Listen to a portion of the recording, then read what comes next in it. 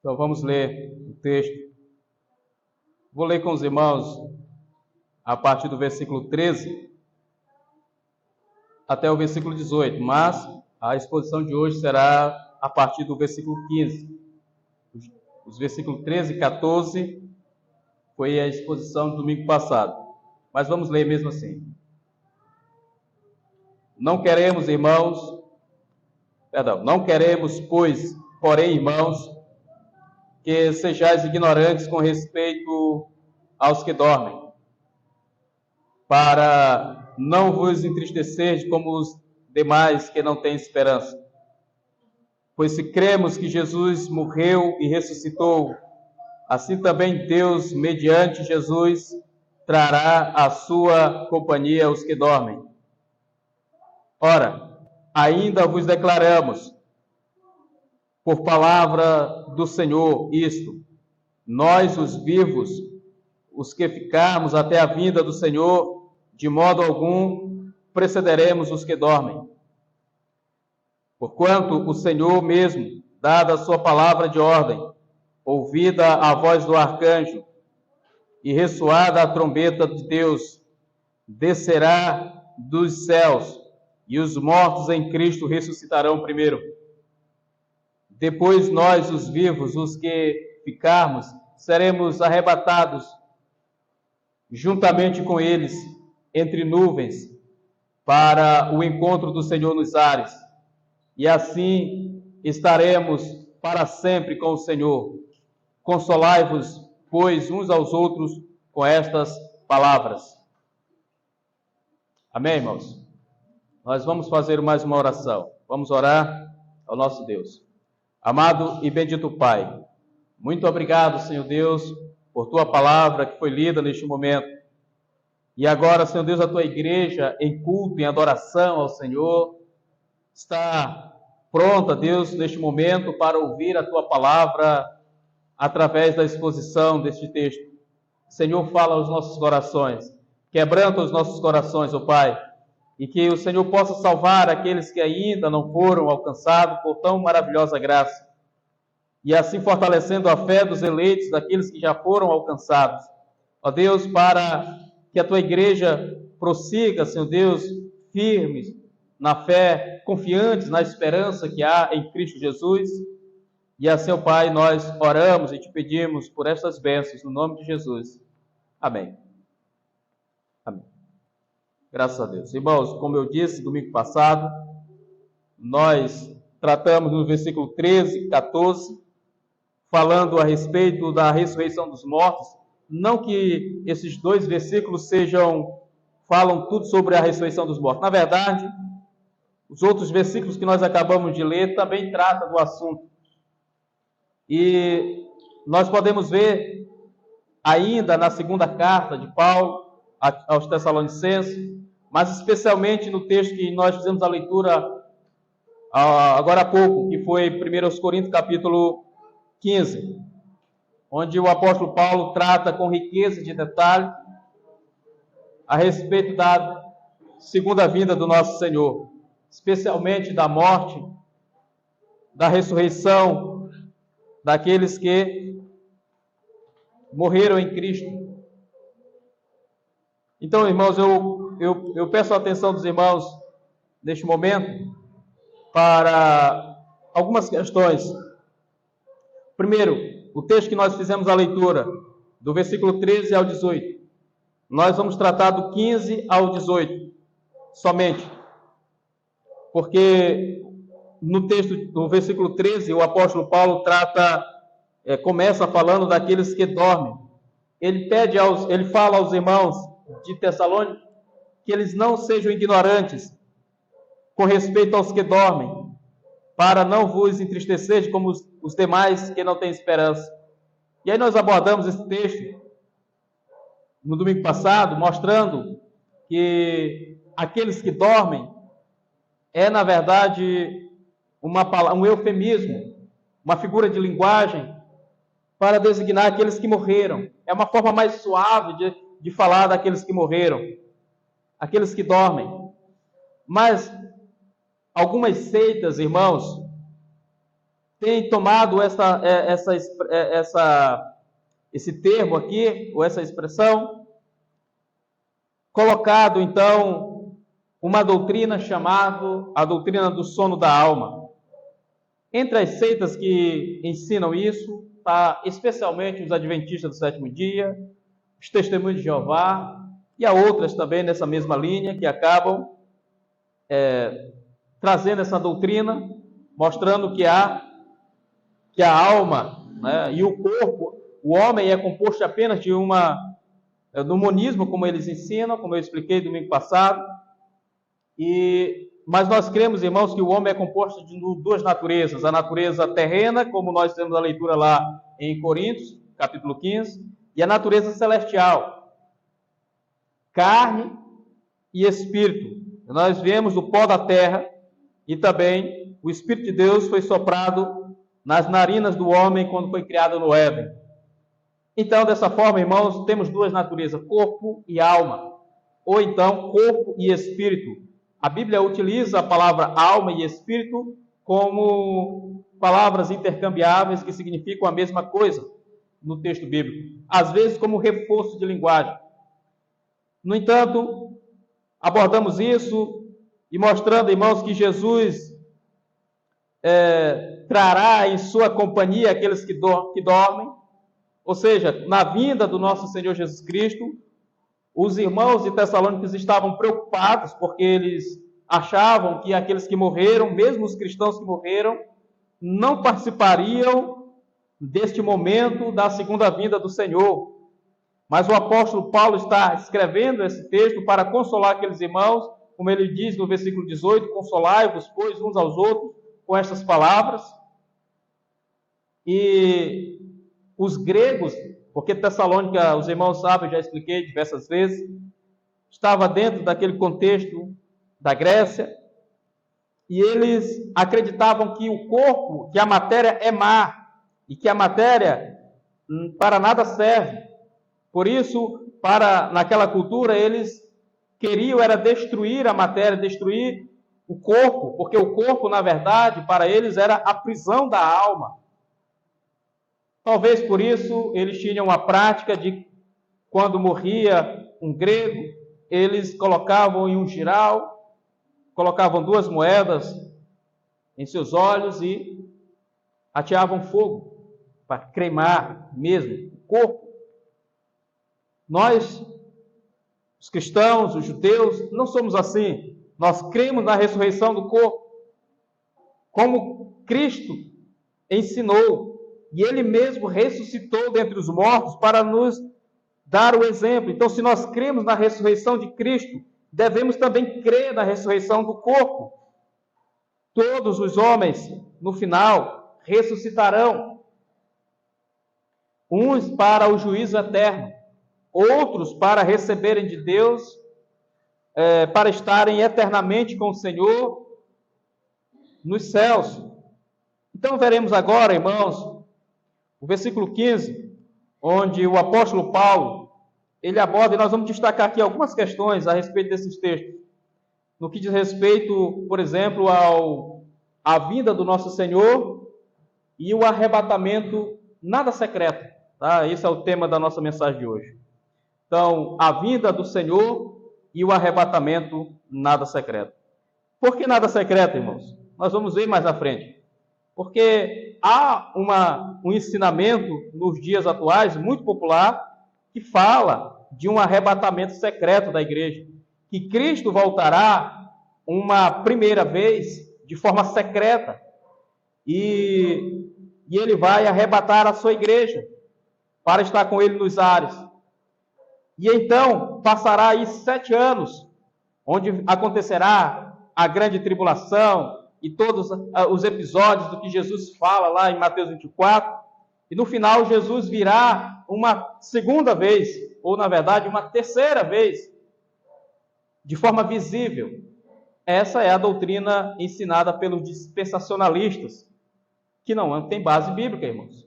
Jesus não fala de uma segunda, de uma terceira vinda. A Bíblia não fala disso, a Bíblia fala apenas de uma segunda vinda, que Jesus virá. E nesta segunda vinda, nós vamos ver aqui como se dará e como esse arrebatamento, que eles dizem ser secreto, não tem nada de secreto nisso. Tá? Então vamos lá por parte.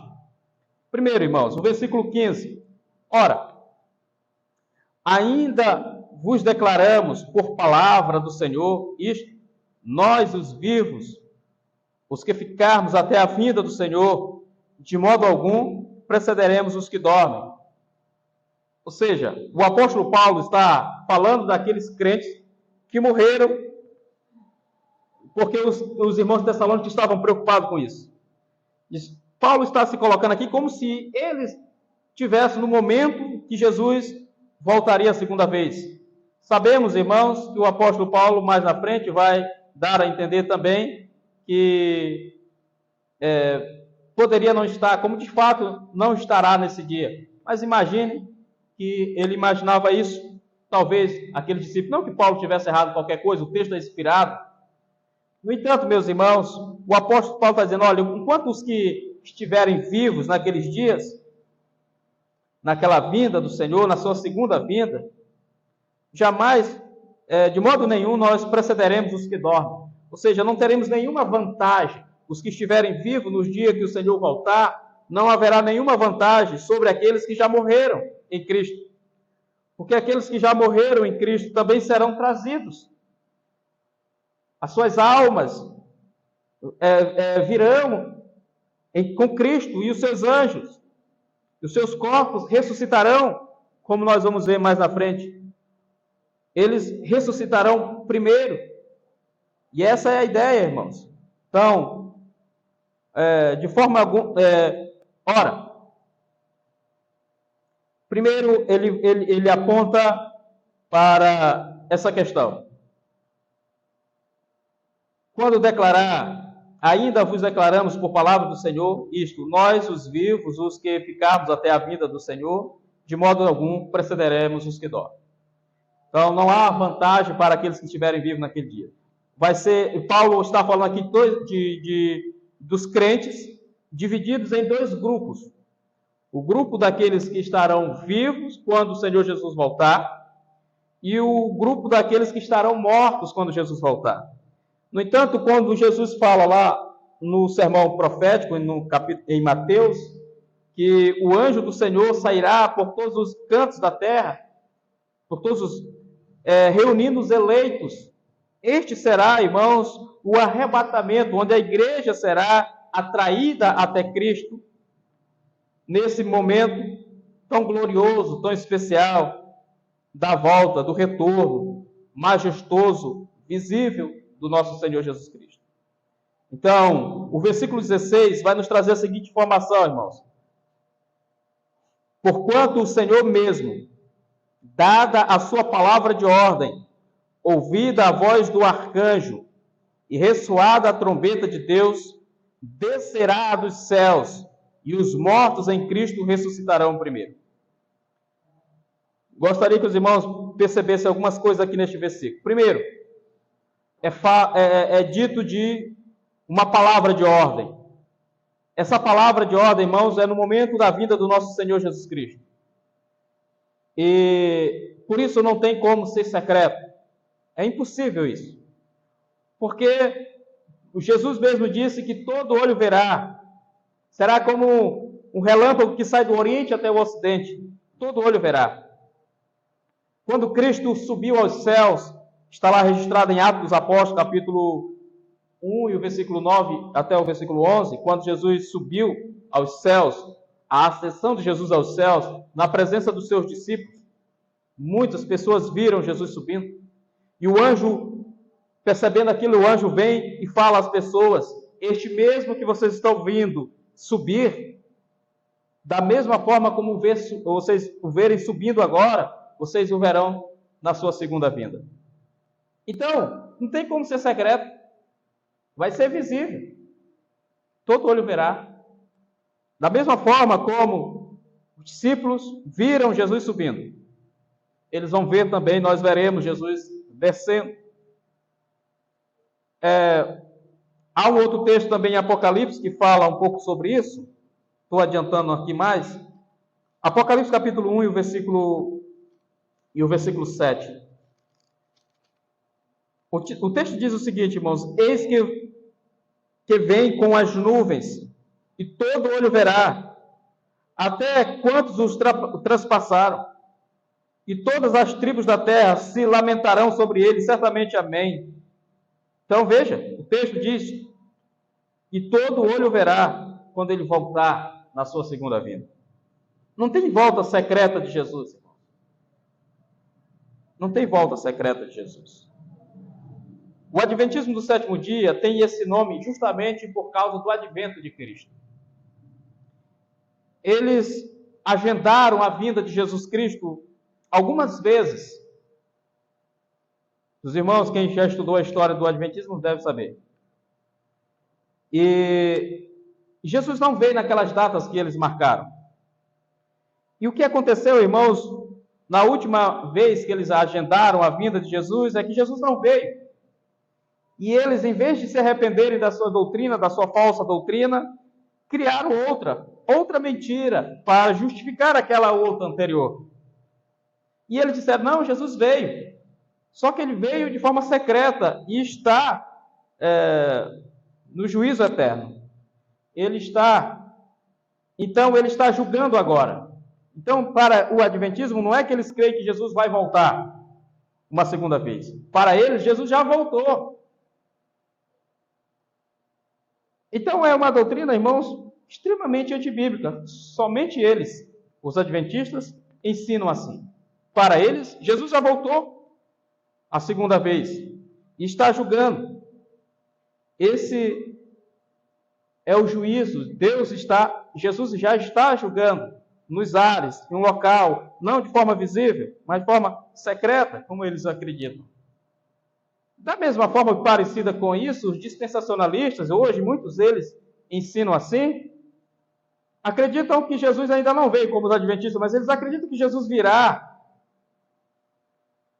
uma segunda vez, de forma secreta, vai resgatar a sua igreja, arrebatar a sua igreja, e aí depois, 7 anos depois, voltará de forma visível. Irmãos, não tem respaldo bíblico para isso nas Escrituras, como nós veremos aqui.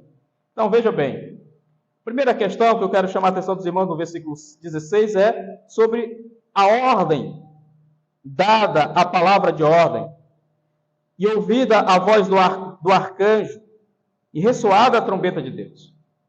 É sobre esses eventos que Jesus voltará de forma visível. Há um brado aqui, há uma ordem bradada dos céus, certamente onde todos ouvirão. Essa fala, esse brado, é do próprio Cristo que está falando aqui. Portanto, o Senhor mesmo, então veja, o Senhor mesmo, dada a sua palavra de ordem, ele vai vir, irmãos, como aqui é comparado, a palavra é colocada aqui como se fosse um comandante, um general, falando ao seu exército antes da batalha. Ou em uma palavra de autoridade. Quando você fala com autoridade, com poder. Tinha um professor nosso no seminário que ele nos trouxe, ele era militar, era bombeiro, e inclusive até faleceu agora, nesse período da Covid, em São Luís, e ele nos trouxe algo na época no seminário, falando a respeito, como ele de formação militar, de como nós devemos falar com autoridade, para que as pessoas possam ouvir o nosso comando, né, e reagir ao nosso comando de forma positiva. Eu sei que ele podia ter as suas falhas nessa fala, mas é mais ou menos isso que o texto está nos apontando aqui no texto original. Um comandante que passa em revista a sua tropa e dá um brado sentido, por exemplo, e todo mundo obedece, todo mundo junto, sem ninguém vacilar, todos atentos à voz de comando do seu general, preparando-se para a grande batalha ou para uma grande tarefa que será realizada. Também é semelhante, irmãos, essa palavra é semelhante a um cocheiro que dá ordem aos seus animais. aos seus cavalos. Ele não vai lá com uma palavrinha mansa, vamos lá, o que vocês acham de correr mais, tal. Não, é uma palavra de comando para que os animais obedeçam. Da mesma forma que o caçador fala aos seus cães quando estão correndo algum animal. É parecido com isso também. É dessa maneira, irmãos, que essa palavra é colocada aqui. Portanto, o Senhor mesmo, dada a palavra de ordem, a palavra de comando, a palavra de autoridade, e ouvida a voz do arcanjo, e ressoada a trombeta de Deus. Então, observe que aqui nós temos duas palavras. A palavra do próprio Cristo e a palavra do arcanjo. E esse arcanjo, como aparece aqui, tem trazido alguns problemas para algumas seitas também, como o Adventismo e Testemunho de Jeová, por exemplo. Eles acreditam que o arcanjo que aqui é colocado é uma referência possivelmente ao arcanjo Miguel. E aqui não fala de Miguel, mas fala do arcanjo. Não vou já explicar isso aos irmãos. Mas nós temos em Judas, versículo 9, falando do arcanjo Miguel. Nós vamos ter em Daniel uma palavra a respeito. Mas eu não vou entrar nos detalhes, irmãos, sobre o que essas seitas falam a respeito desse arcanjo. Porque o que eles dizem, irmãos, e fundamentam é que o arcanjo Miguel nada mais é do que o próprio Cristo. Veja o tamanho da heresia que nós estamos suportando, e às vezes pessoas no meio também das igrejas protestantes ensinando essas coisas. Irmãos, vejam bem, aqui ele diz, no versículo 16, portanto, o Senhor mesmo, dada a sua palavra de ordem, e ouvida a voz do arcanjo, nós temos duas vozes aqui, dois comandos, a do próprio Cristo e a do arcanjo. Quando diz assim, ouvida a voz do arcanjo, a tradução nossa aqui não é muito boa, porque no texto original, nós não temos o artigo definido. Eu já expliquei esses irmãos aqui algumas vezes, mas vou explicar de novo. No grego, não tem artigo indefinido. Os irmãos devem saber o que é o artigo definido na língua portuguesa: o, os, a e as. Artigo definido. Artigos indefinidos: uma, uns e umas. Artigos indefinidos. No texto grego, na língua grega, não tem artigo indefinido. Por exemplo, um arcanjo, não tem uma palavra correspondente a isso no texto grego. Então, toda vez, ou normalmente, quando no texto grego não aparece o artigo definido, o a, o os, o as, então, os tradutores, seguindo a regra de tradução da língua grega para outros idiomas, especialmente também para a nossa língua, traduzem como artigo indefinido. Ou seja, então a nossa tradução seria melhor dessa forma, porque o Senhor mesmo, dada a sua palavra de ordem, ouvida a voz de um arcanjo. Entenderam como é que é? Então, em vez de traduzir dada a palavra de ordem, ouvida a voz do arcanjo, a tradução melhor seria de um arcanjo.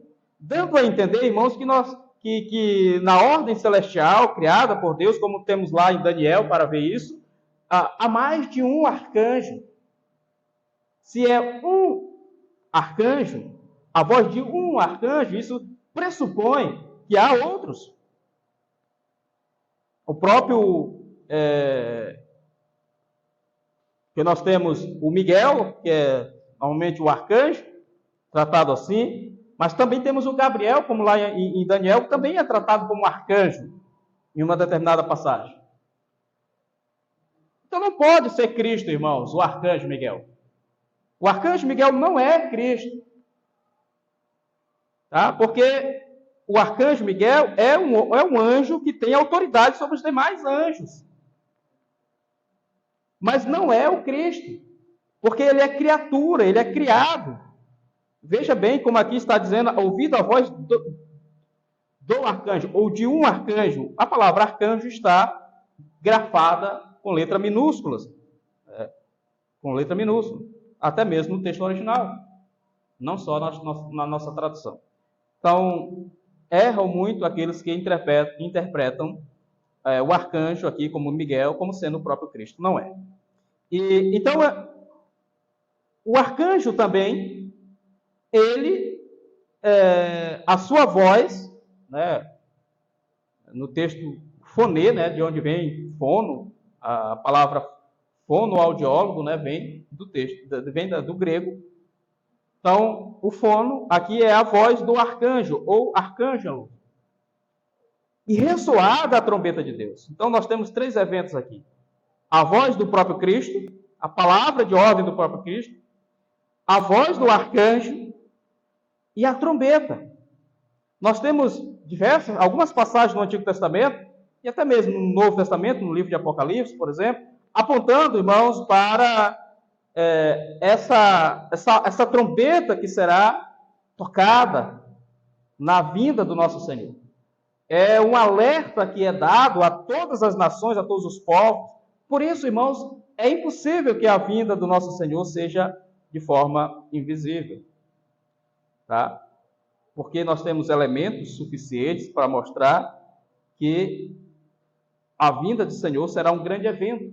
Todo olho verá, haverá a voz de comando do próprio Cristo, a voz do arcanjo, as trombetas sendo tocadas, acionadas, como um sinal de que uma grande autoridade está chegando e está se apresentando, como de fato acontece às vezes naqueles países onde eles recebem uma autoridade, um outro presidente, um rei, e é colocado todas as pompas e circunstâncias, normalmente a guarda mais cerimonial, trombetas e coisas assim, para receber aquela personalidade. Imagine então o Rei dos Reis, Senhor dos Senhores, descendo nos céus na nuvem. Então será dado esses eventos, a voz do próprio Cristo, a voz do arcanjo e o soar da trombeta. Meus irmãos, como eu já falei aos irmãos, a descida de Jesus será visível. E o outro ponto, irmãos, que eu quero chamar a atenção dos irmãos, ainda no versículo, é que os mortos ressuscitarão primeiro, está aqui nesse versículo. Descerá dos céus e os mortos em Cristo ressuscitarão primeiro. Aqui o apóstolo Paulo não está fazendo menção, por exemplo, daqueles que morreram sem Cristo. Mas nós vamos ver lá em Coríntios, ele fazendo menção. Mas quando ele diz que os mortos em Cristo ressuscitarão primeiro, está implícito aqui que os outros que morreram sem Cristo também ressuscitarão. Ele não faz menção diretamente, mas de forma indireta, aqui no texto. Descerá dos céus e os mortos em Cristo ressuscitarão primeiro. Ou seja, então haverá outros que seguirão. Quem são os outros? Os que morreram sem Cristo. Porque eles também ressuscitarão. Se os irmãos observarem bem, na carta de Coríntios, nós temos a leitura agora há pouco, 1 Coríntios, capítulo 15.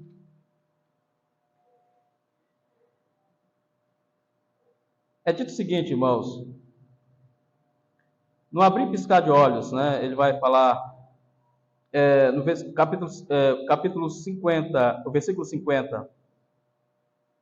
Isto afirma, irmãos, que a carne e sangue não podem herdar o reino de Deus, nem a corrupção herdar a incorrupção. Eis que vos digo um mistério, nem todos dormiremos, mas transformados seremos todos. Num momento, num abrir e fechar de olhos, ao ressoar da última trombeta, a trombeta soará, os mortos ressuscitarão incorruptível e nós seremos transformados. Porque é necessário que este corpo corruptível se revista de incorruptibilidade e o corpo mortal se revista de imortalidade. E quando este corpo corruptível se revestir de incorruptibilidade e o que é mortal se revestir de imortalidade, então se cumprirá a palavra que está escrita: tragada foi a morte pela vitória. Onde está a morte, a tua vitória? Onde está a morte, o teu aguilhão? O aguilhão da morte é o pecado, e a força do pecado é a lei. Graças a Deus, que nos dá a vitória por intermédio de nosso Senhor Jesus Cristo. Portanto, amados irmãos, meus amados irmãos, sede firmes e inabaláveis e sempre abundantes na obra do Senhor, sabendo que do Senhor o vosso trabalho não é vão. Então, aqui ele fala, irmãos, dessa maneira tão graciosa de Deus, nesse mistério, como ele diz aqui. E o mistério de Deus é esse, irmãos. Seremos transformados, receberemos um novo corpo, mas aqueles que morreram sem Cristo, eles também ressuscitarão, mas para o juízo eterno. Aqueles que morreram com Cristo, ele vai dizer anteriormente, eles ressuscitarão para estarem com o Senhor eternamente, para todo sempre, como nós teremos mais aqui. E aí vem a questão do arrebatamento, irmãos. Como é que funciona essa questão do arrebatamento? A Bíblia usa essa palavra algumas vezes. Por exemplo, Paulo foi arrebatado até o terceiro céu. Mas Paulo não morreu. Paulo foi arrebatado e recebeu revelações de Deus ali, como é dito na carta aos Coríntios, a segunda carta aos Coríntios. Nós vamos ver também essa mesma palavra com referência a Filipe, o diácono, que foi, depois que ele pregou a eunuco, ele foi arrebatado daquele local onde ele estava. Há, assim, algumas passagens, mas aqui especificamente na carta de Paulo aos Tessalonicenses, irmãos, fala desse arrebatamento, onde as pessoas serão tomadas. Jesus vai dizer em Mateus, no sermão profético, das pessoas que serão tomadas. Deus tomará para si. Estarão dois num campo, um será tomado e deixado o outro. Estarão dois no interior de uma casa, um será tomado e deixado o outro. Estarão dois no moinho, ou duas lá no moinho, uma será tomada e deixada a outra. Esse é o arrebatamento, irmãos, que acontecerá. Nada mais é do que a reunião dos eleitos. De todas as partes do mundo se reunirão. Mas essa concepção de que haverá um arrebatamento secreto é uma concepção não das Escrituras Sagradas, irmãos, mas daquela série Deixados para Trás, né, que Hollywood produziu. Deixados para Trás, há os livros, inclusive, mas também há os filmes Deixados para Trás. Parece que as igrejas estão se fundamentando essas suas doutrinas naquilo que os produtores de Hollywood fazem, não menos, e não nas Escrituras Sagradas, irmãos, porque as Escrituras Sagradas não dão margem para esse tipo de arrebatamento secreto. Haverá sim uma reunião da igreja, e uma reunião para estar eternamente com o Senhor. Lembra que eu falei no início que os dispensacionalistas, eles ensinam que Jesus vai voltar uma segunda vez, secretamente, arrebatar a sua igreja, antes da grande tribulação. Então haverá 7 anos de grande tribulação, o anticristo e tudo mais, e depois Jesus voltará de forma visível. Muito bem. Só que aí Jesus vem de forma visível, segundo essa posição deles, e estabelece o seu reino milenar, um reino de 1000 anos, literal. Irmãos, o texto bíblico nos aponta outra coisa. O texto bíblico, irmãos, nos diz que nós estaremos para sempre com o Senhor. Veja o que diz o versículo 17, aqui em Tessalonicenses capítulo 5, 4 e o versículo 17. Depois nós, os vivos, os que ficarmos, seremos arrebatados juntamente com eles, entre nuvens, para o encontro do Senhor nos ares, e assim estaremos para sempre com o Senhor. Não será só 1000 anos. Será a eternidade, para sempre com o Senhor. A morada celestial com o Senhor, irmãos, e não apenas uma jornada de 1000 anos. Eu sei que 1000 anos é muita coisa, mas a Bíblia nos fala de outra coisa. A Bíblia nos fala de uma eternidade com Cristo. E esses 1000 anos, do qual eles argumentam de que Cristo reinará com a sua igreja aqui nessa terra, e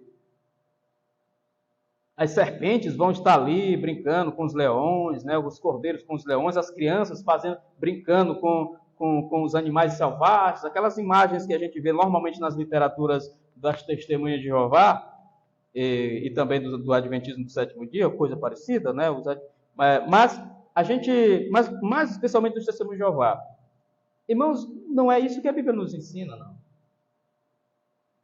Não é isso que a Bíblia nos ensina, não. Tá? Nós estaremos, aqui o texto diz, e assim estaremos para sempre com o Senhor. Não é só uma jornada de 1000 anos, não. E aí o apóstolo Paulo finaliza essa passagem, irmãos, trazendo uma palavra de consolo. Ele diz, versículo 18, Consolai-vos, pois, uns aos outros com estas palavras.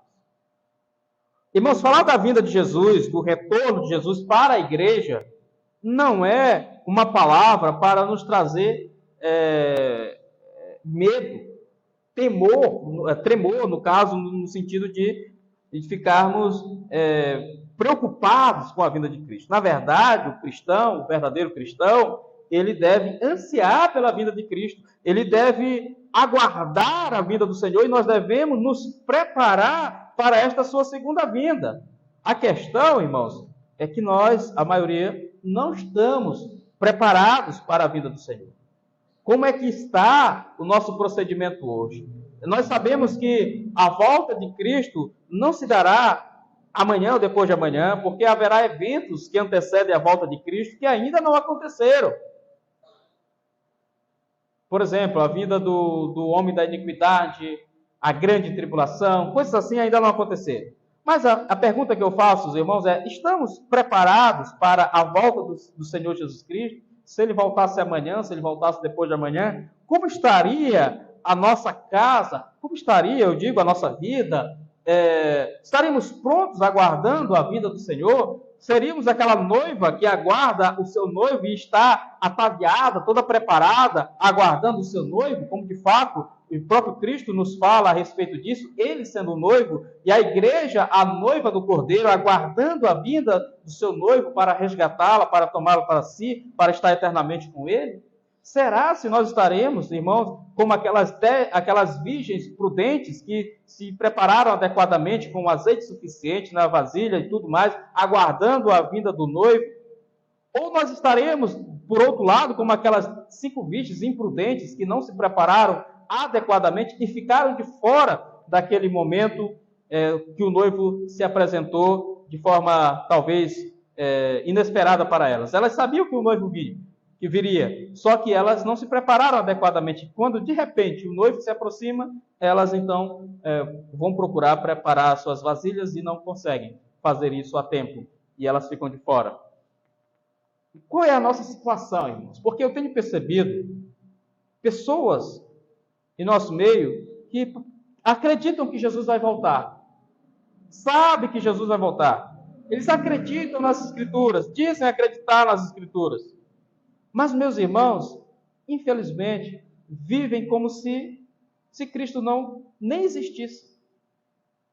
Como se Cristo não fosse voltar. Vivem as suas vidas como se Cristo não tivesse importância nenhuma para elas. Mas não sabem que o que Jesus nos disse: sem mim nada podeis fazer. Nós dependemos de Cristo para tudo, irmãos. Não somos nada sem Ele. E nós devemos ansiar pela sua vida. Nós devemos trabalhar e apressar a sua vinda, como disse Pedro. E como é que nós fazemos isso? Pregando o Evangelho. Porque Cristo só voltará, irmãos, quando este Evangelho do Reino for pregado por todo mundo. Então há muitas pessoas que nunca ouviram falar de Cristo, nunca ouviram o verdadeiro Evangelho. As pessoas podem dizer: não, mas irmão, como pode isso? Em toda esquina há igrejas, há pregadores em todos os lugares. Nas redes sociais, que alcançam praticamente o mundo inteiro, as pessoas estão ouvindo. Irmãos, a pergunta que nós fazemos, ou retrucamos a essas pessoas, é: que evangelho é esse que elas estão ouvindo? Que mensagem é essa que elas estão ouvindo em cada esquina que há uma igreja, dita igreja cristã? Na verdade, irmãos, não é o evangelho de Cristo. O que nós temos visto, em muitos casos, são falsos evangelhos.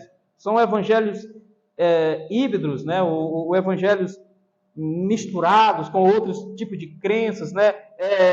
Aquilo que é chamado também de sinergismo, onde as pessoas acreditam que Deus pode salvar, mas que elas também contribuem para a sua salvação. E não, nós não cremos assim. Nós cremos que o evangelho é monergista, ou seja, é Deus operando e salvando o homem. A ação é de Deus. Nós somos alcançados por Deus e nós estávamos mortos em nossos delitos e pecados e nada podemos fazer para a nossa salvação. Totalmente ação divina. Não estamos isentando os homens de suas responsabilidades. São responsáveis, são culpados. São inimigos de Deus, estão debaixo da ira de Deus.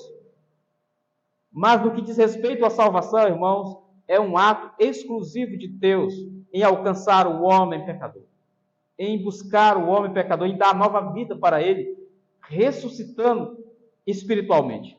Há uma questão, para finalizar, João capítulo 5, por exemplo, no Evangelho.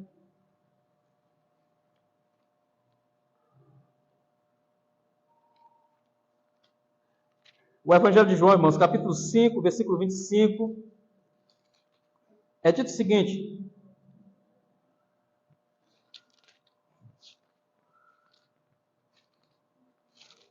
João 5, 25, em verdade vos digo, que vem a hora, e já chegou, em que os mortos ouvirão a voz do Filho de Deus, e os que a ouvirem viverão. No presente tempo, neste momento, irmãos, Jesus está falando, Jesus está bradando a voz. Veja, como nós vimos agora há pouco, a ordem bradada de Cristo. Então, nesse momento, Jesus está bradando com a sua voz, e os mortos ouvirão a sua voz. Está falando aqui dos mortos espirituais, irmãos. E em que os mortos ouvirão a voz do Filho de Deus, e os que o ouvirem viverão. É a mesma ideia de que o morto espiritual, Paulo vai dizer lá na carta aos Efésios, capítulo 2, nós estávamos mortos em nossos delitos e pecados. Então, Jesus está bradando através da sua palavra, dos pregadores, da mensagem do Evangelho, para esses mortos espirituais, para que eles opere um milagre, aconteça um milagre em seus corações, e eles creiam, e eles ouçam a voz, e eles vivam. O versículo 28, irmão, desse mesmo capítulo 5 de João, diz o seguinte: não vos maravilheis disto, porque vem a hora em que todos os que se acham nos túmulos ouvirão a sua voz e sairão. Apontando para aquilo que nós estamos falando lá em Tessalônica, na carta aos Tessalonicenses. Então, dada o brado de Cristo vindo na sua segunda vinda, a voz do arcanjo, o ressoar da trombeta, essas pessoas que estão mortas, elas ouvirão o comando, ouvirão a voz do próprio Cristo, e elas ressuscitarão.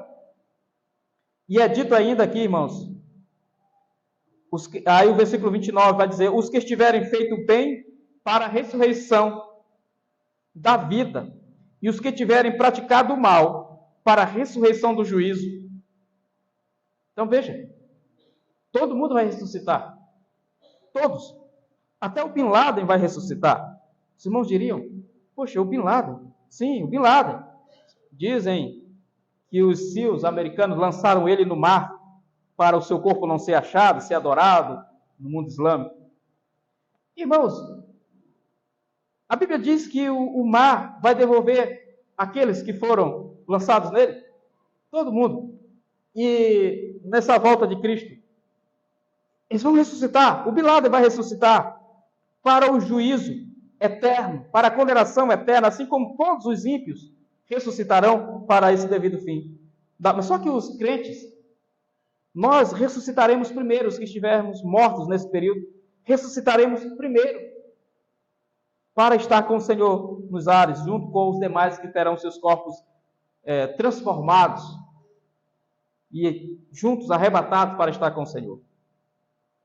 No entanto, os ímpios ressuscitarão para receber a justa punição, devido castigo, para estar diante do juiz, porque quando Cristo voltar nessa sua voz de comando, acompanhado com o brado do anjo, a voz do arcanjo, as trombetas, ele não virá mais como um cordeiro, ele não virá mais como um servo, ele virá como juiz para julgar as nações, para julgar os povos, por tudo aquilo que praticaram. É assim que Jesus retornará, irmãos, e será estabelecido, como diz no livro de Apocalipse, o grande trono branco do Senhor, onde ele vai julgar todos. E as pessoas vão se apresentar uma por uma, não tem como fugir daquele dia. Todos nós nos apresentaremos diante do Senhor, uns para receberem a graça imerecida e dizer assim: vinde benditos de meu Pai para herdar a herança que vos está preparada desde a fundação do mundo. Os demais, irmãos, para receber a sua justa recompensa. Apartai-vos de mim, maldito, para o fogo eterno, que foi preparado para o diabo e seus anjos. Isso acontecerá no dia do juízo, no dia do retorno de Cristo. Então, a volta de Cristo, o arrebatamento, a reunião dos eleitos, o juízo de Deus, irmãos, é um único evento. É uma coisa só, tão simples assim. Mas as pessoas confundem, irmãos, e atrapalham a vida das pessoas e ficam inventando uma segunda vinda, uma terceira vinda, um arrebatamento secreto, um negócio ali. Não, irmãos, não é isso que a Bíblia fala.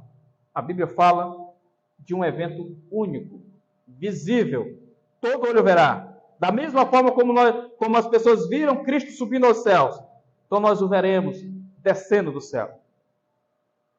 Como relâmpago que sai do Oriente ao Ocidente, todo olho verá. Amém?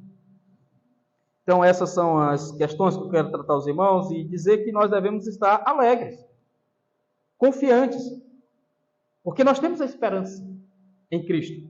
Nós não somos como os demais que não têm esperança, como Paulo falou no versículo 13. Nós temos a esperança, nós ansiamos pela vinda de Cristo, nós desejamos a sua vinda. Mas só que nós devemos nos preparar, irmãos. Devemos aguardar. Sabemos que somos a igreja do Senhor, a eleita do Senhor, mas os eleitos do Senhor, eles aguardam ansiosamente a vinda de Cristo, preparando-se, se dedicando ao trabalho, fazendo aquilo que Cristo mandou fazer, trabalhando, cuidando dos nossos fazeres, a nossa família, dos nossos trabalhos, mas aguardando a volta de Cristo como se fosse algo iminente, que acontecesse, por exemplo, amanhã, depois de amanhã. Mas nós sabemos que isso não vai acontecer, mas mesmo assim nós devemos aguardar como se ele voltasse amanhã. Porque, irmãos, se você dissesse: tá bom, Cristo não vai voltar esse ano ainda, né? Já falta ainda alguns meses para terminar o ano, eu tenho certeza que Cristo não vai voltar este ano. Meus irmãos, tire isso da cabeça. Você sabe por quê? Porque Cristo pode não voltar este ano. Mas nós podemos morrer este ano. E acabou-se a oportunidade, irmãos, de pedir perdão, de nos arrepender. Quando Cristo voltar, quando esses eventos, o brado de Cristo, do arcanjo, a voz do arcanjo, a trombeta tocar, não haverá mais oportunidade para arrependimento. Não terá mais as pessoas a oportunidade de dizer assim: Senhor, olha, o Senhor está voltando, Senhor, me perdoa, Senhor, estou aqui, me arrependo agora dos meus pecados. Não haverá mais essa oportunidade. A oportunidade é hoje, é agora, o momento é agora para o arrependimento. Arrependa-se agora. Creia no Senhor agora. Entregue a sua vida a Ele hoje. Vamos orar, irmãos.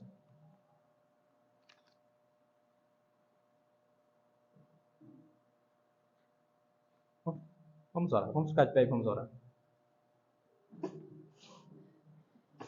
Pai, muito obrigado, Senhor Deus, por esta palavra, por este momento em que, diante da Tua presença, nós pudemos, ó Pai, ouvir o Teu Evangelho. Palavras essas que serviram de consolo, certamente, para a igreja de Tessalônica, como também tem servido de consolo para nós nos dias atuais. Que possa, Senhor Deus, alcançar os corações dos irmãos, de cada pessoa, que essa palavra fique gravada em seus corações, em nossos corações, para a honra e para a glória do nome de Jesus, ó Pai, eu te peço e te agradeço. Amém.